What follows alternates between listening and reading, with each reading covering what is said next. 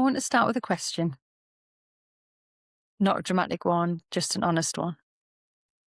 When did you last truly feel okay? Not fine, not managing, not just getting through it, but actually okay. I ask because most of the people I work with, and if I'm completely honest, me too, not that long ago, most people can't answer that question easily.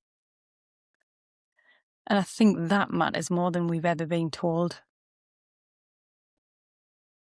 Welcome to Before the Diagnosis. I'm Kyna Richardson.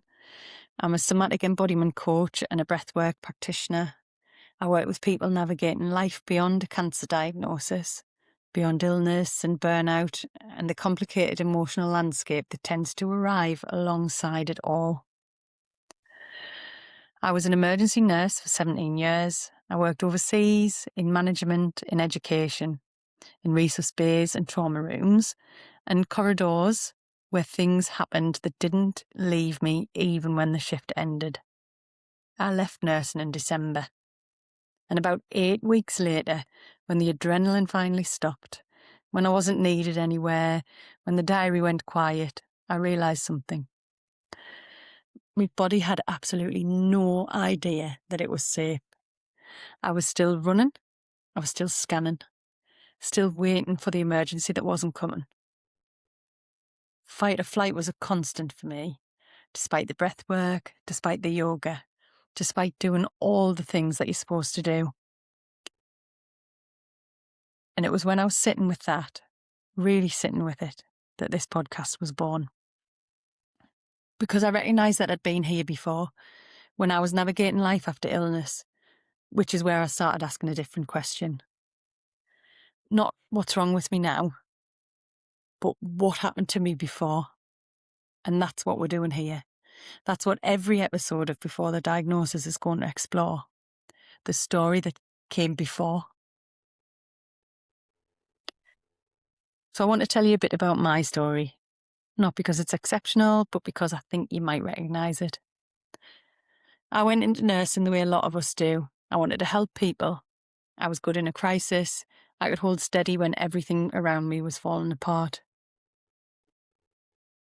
That felt like a strength. For a long time it was. But what I didn't understand then, what nobody tells you in training, is that the same nervous system that makes you brilliant in an emergency also struggles to believe that the emergency is ever really over. I worked in high-pressure environments for nearly 2 decades. I absorbed grief on a daily basis. I watched people die. I supported families through the worst days of their lives. I managed teams, I educated students, and I kept going. I was carrying things that I didn't have words for. Losses I hadn't properly grieved. Anger I'd made polite and professional. And resentment I'd buried under purpose and achievement. And then came what I recognise now as burnout. And this reminded me of when I was overwhelmed after a cancer diagnosis. I remember racking my brains and trying to really think about how I got to that place. And I knew it didn't come from nowhere. I'd lost my dad 3 months before my cancer diagnosis. He died of a glioblastoma. That is not a coincidence. My heart was absolutely broken. So essentially, this did come from somewhere. It came from years of a nervous system that never fully felt safe, from emotions that had no outlet, from a body that had been signalling for a long time before I listened. And I'm not saying I caused my illness. I want to be really, really clear about that. But I do believe, and the research is starting to catch up, that the story before the diagnosis really matters. That it is part of the story, probably the most integral part of the story, and that telling it honestly might be one of the most healing things that we can do. So let's talk about what the evidence says. Because this isn't just about feeling. This isn't just my experience. There is a growing and genuinely compelling body of research connecting life stress, emotional suppression, and nervous system dysregulation to physical illness. It's called psychoneuroimmunology, which is a long word for something actually quite intuitive. The mind-body connection. The mind, the nervous system, and the immune system are not separate systems. They talk to each other constantly. When we experience chronic stress, not the short burst kind, the long, low-level, relentless kind, the body stays in a state of alert. Cortisol stays elevated, inflammation increases, and over time, the immune system's ability to do its surveillance work, including identifying abnormal cells, becomes compromised. There is also research, really significant research, connecting adverse childhood experiences, also known as ACEs, to cancer risk and autoimmune conditions in later life. Not as a sentence, but as a pattern with a dose-response relationship. The more chronic stress, the greater the association. And there's something else I find particularly compelling. Studies on emotional suppression, specifically the long-term suppression of anger and grief, show measurable effects on immune function.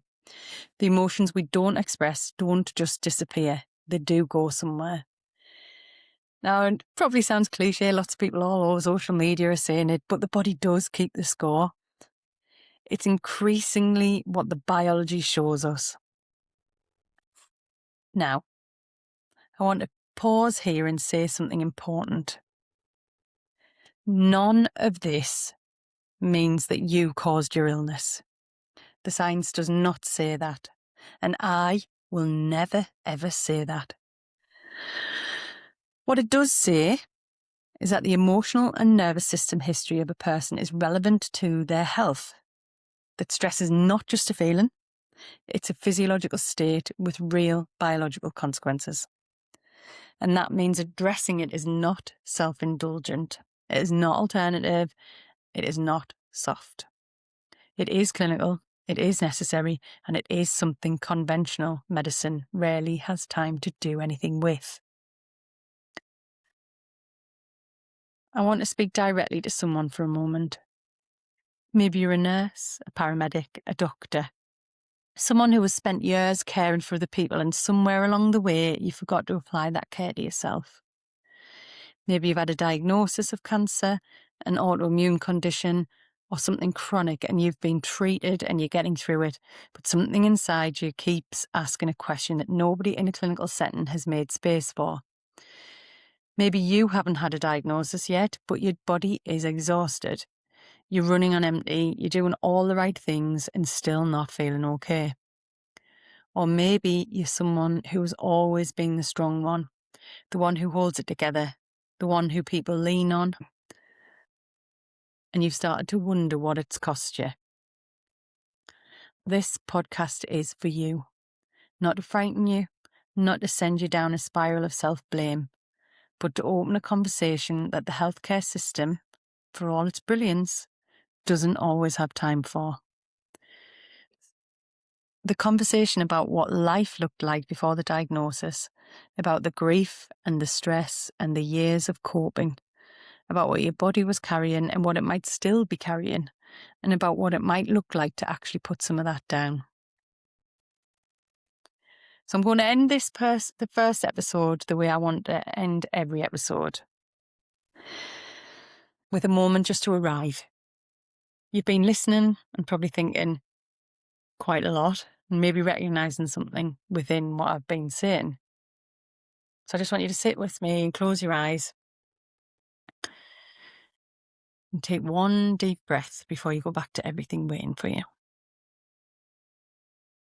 Just want you to take a deep inhale through the nose and hold it at the top. And then exhale through the mouth.